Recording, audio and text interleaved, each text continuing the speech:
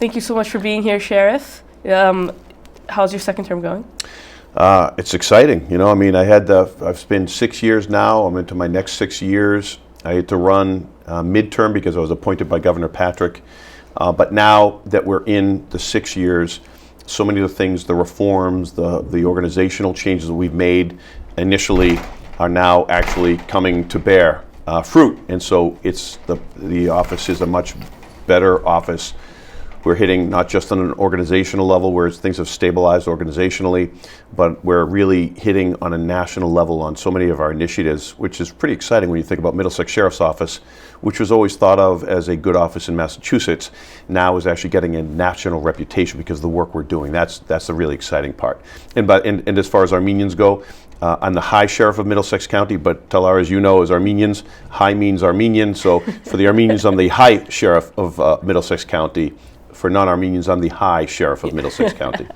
Very nicely done. So we're here to discuss the genocide, which is obviously the commemoration date is coming up on the 24th. So can you just describe to us what happened in 1915 and why the topic itself continues to be so important? Right. Well, the very first genocide of the 20th century ran from 1915 through 1922 or 1923 now, where the Ottoman Turkish Empire slaughtered, disenfranchised 1.5 million Christian Armenians, along with a few 100,000 Pontian Greeks and some Assyrians as well. It was really a Christian genocide almost more than an ethnic Armenian genocide. But it was a very sad day where it began with leading several hundred of our leadership, as you know, into the desert and slaughtering them. The intellectual leaders, the political leaders, educational leaders, in an effort to cut off the head of any opportunity for insurrection in the Ottoman Empire, which was so much of historic Armenia. And with that was the first genocide of the 20th century. And it was a precursor to what happened with the Jewish with the Jewish community. With Nazi Germany, which happened so many times since then.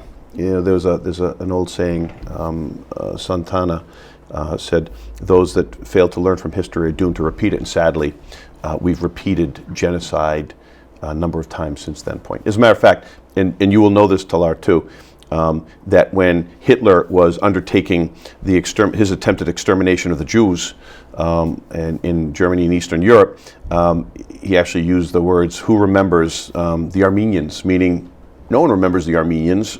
We're free to do this.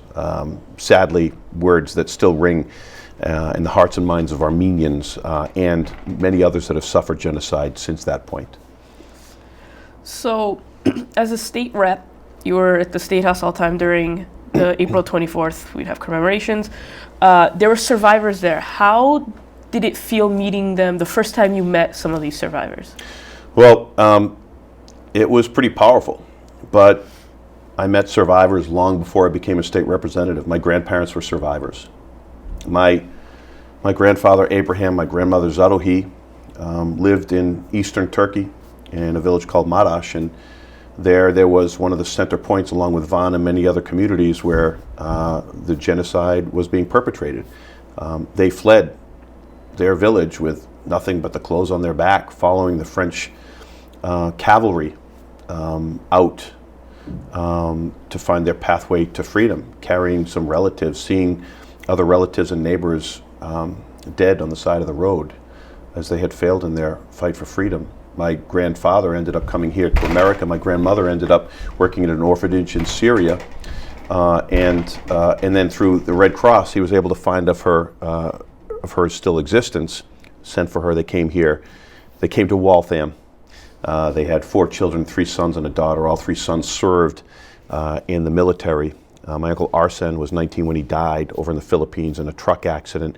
My Armenian grandmother, that couldn't even speak English at the time, was already then basically a Gold Star mother. And yet there were no truer patriots, because they appreciated the freedom and the safety this country gave them, but they really loved the fact that it gave their children opportunity. And that's really the American dream, and it's the Armenian dream as well. So I knew survivors when I was a baby. And it is always a powerful moment whenever you meet a survivor. And sadly, as you know, this genocide happened so many years ago that now people were just infants. If they're still alive, they were just simply infants at that time, basically 100 years old. Every year at the genocide commemoration, we have survivors stand up.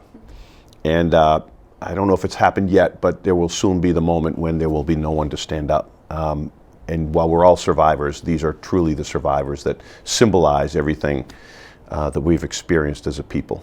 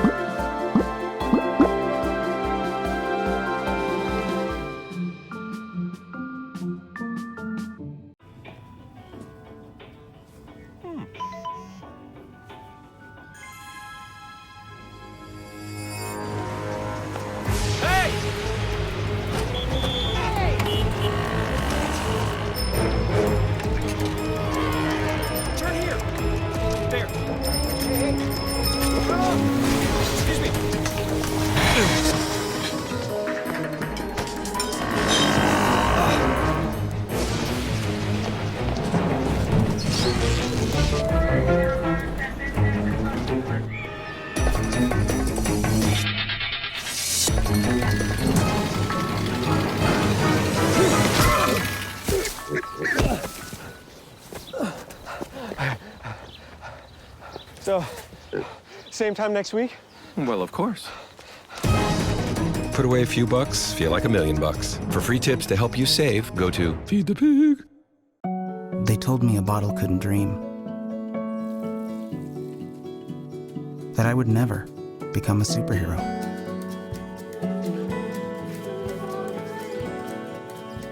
But I learned how to fly. Just to come back in a new disguise. And be the hero that I've always wanted to be.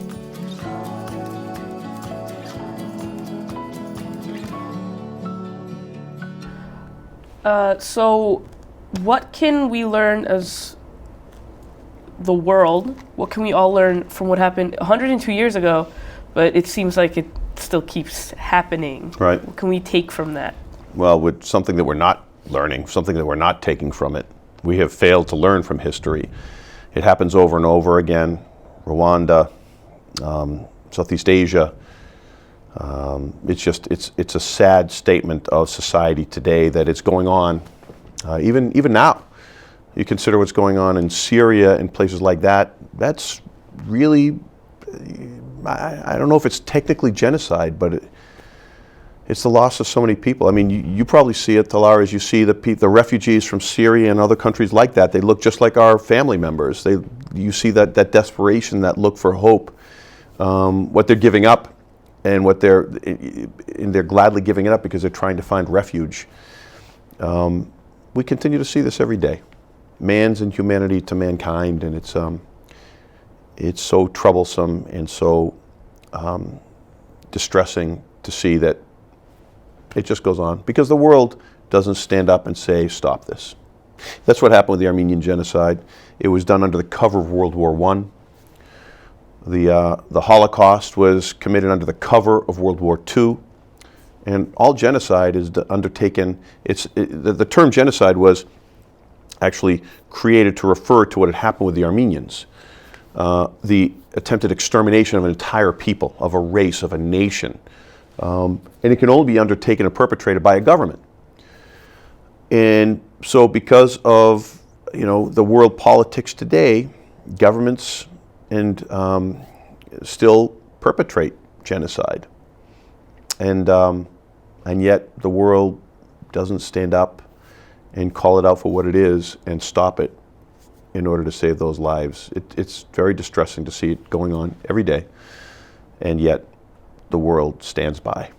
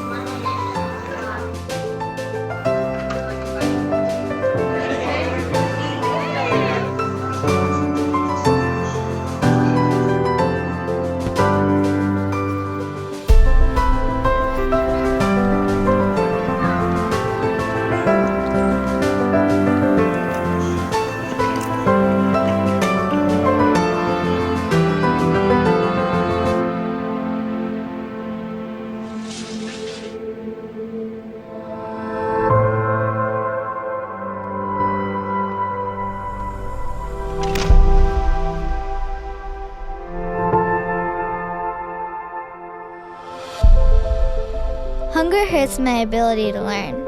It makes me feel restless and makes it harder to get to school on time. Eating breakfast at school helps me focus, remember, and learn. Everything starts with school breakfast. To learn how you can help, visit mealsforkids.org. Hashtag school breakfast.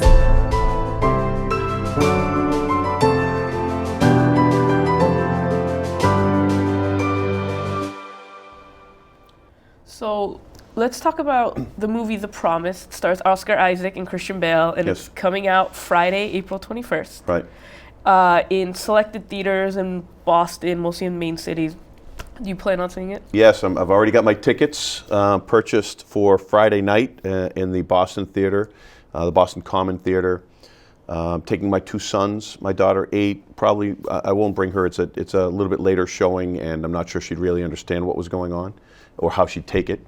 But the boys are ready for this. I'm really excited about this. Quite honestly, I haven't read too much about the movie simply because I always like to kind of feel the movie for the first time as I view it. But this is really exciting. For so many years, there's been an effort to tell the world about the Armenian Genocide, to let them understand what took place. And this will be a great opportunity to show non-Armenians what we went through. And to get actors of that level, it's really exciting. So I'm really excited, and I hope that everyone will go to see that movie. I mean, this is going to be an important movie, not just because it's entertaining, but because it's something that people should understand, not just what happened from 1915 through 23, but what's happening today. And so I really ask that everyone that's watching this show, that receives an email or reads, that goes to see this movie, because it's important. It's not just a movie, it's an important statement about who we are as a people, to go and support this movie, to show that, you know, it will do well in the box office, that you can speak about real life historical events, and that it can also be commercially successful. That's really important, that we make sure everyone gets out to see this film. I won't tell you too much about it then. Yeah, don't tell me too much about it, because I'm one of those, whenever my wife and I see a preview of a movie, I hate it, because then I feel like I've already seen the whole movie. They can sum up a 2-hour movie in about 30 seconds. Yeah. So I've actually stayed away from watching any of the coverage. I know there's a love story interweaving basically historic events. And so that's all that I know, and I'm trying to stay away from the media, except for the fact that they're writing about it, which is exciting. All in together now. We can make it better now. Come on, can we do it? Yeah, you know that we can. We rope it up, cause we know how to jump. We'll roll it out, cause we know how to skate. We'll cut it down, cause we know what to eat. We'll swap it out, we eat healthy stuff. Can we do it? Yeah, you know that we can. Can we do it? Just moving a little and eating better every day can help make you and your child healthier. Search We Can to find doable tips and activities that you can use every day. So every year you have Armenians marching, you have them protesting in streets. I believe in LA they had about 1 million people 2 years ago at the 100th anniversary. Yes. And it feels like you march and it feels like it falls on deaf ears. Mm-hmm. What do you say to Armenians who just feel like their efforts are fruitless? I say it's not fruitless. I mean, I understand my frustration is quite significant. People should understand when we're speaking about their efforts are fruitless, it's about the fact that the world, and especially the United States, does not recognize the Armenian Genocide. And that's really important, because it's a historical fact. It was written about daily in newspapers and documented by ambassadors. So this is a historical fact, but it's still denied by the Turkish government right now. And it's really important that we get the United States to stand up and say, this has happened. And we know all the presidents that have run in the past have all said, if I'm elected president, I will recognize the Armenian Genocide. And then they become president, and they haven't done it. And that runs from Bill Clinton to George Bush to Barack Obama. And before. So it's very frustrating, and you protest and you call for the recognition, and yet it fails because of geopolitical concerns. And it's just not right. And so to those people that get frustrated, just keep pushing. If we don't, then the whole awareness of this genocide, even if it's not recognized by a government, will fail. Because this is our opportunity to continue to educate the public about what we went through. and to not let the loss of our martyrs, those people that died in flight or at the hands of these perpetrators of genocide, that their lives are not in vain and not lost in vain, that they matter. And I think it's important for us to continue that fight every single day. Even if it feels frustrating, it's a responsibility more than almost it's a privilege, but it's really a responsibility to be able to fight for this. Because we have the opportunity to do this, but it's a responsibility more than almost anything else. And lastly, I believe there are Armenians running for political office in other Yes. places in the U.S. Right. When you talk about that, I'm excited about this. You know, Armenians, by our lineage, by our cultural reasons, we tend not to get involved in public service in elective office. I'm an exception. David Maradian, a state representative from Grafton, is an exception. Rachel Caprillion was an exception. But we need more Armenians to step up to that level because, as I've said, I call this Zartank. We have to make sure that we need to make sure that we're on the field playing the game. Right now, Armenians may be on the sidelines, cheering, contributing, supporting, probably not at the levels we should be. But more importantly, you can't change the tenor of a game unless you're on the field. You can do it a little bit on the stands, but unless you have players on the field, you can't really change the way a game is being played. And that's what we need to do, is get more Armenian Americans elected to office so they have that awareness, and they're not running only because they're Armenian American or because of those issues, but because of our experience as an immigrant community in this country that has taken to this country very well and been very successful here. But bring those experiences and the experience of survivorship that many cultures don't have into public service. Really important that we do so, and we continue to drive Armenians into elective office as well. All right, well, everyone go see The Promise, and thank you so much, Sheriff, for being here today. Thank you, It was an Talar. honor. Great to be with you, and yes, please go see The Promise. It's going to be a great movie. You will learn a great deal from it.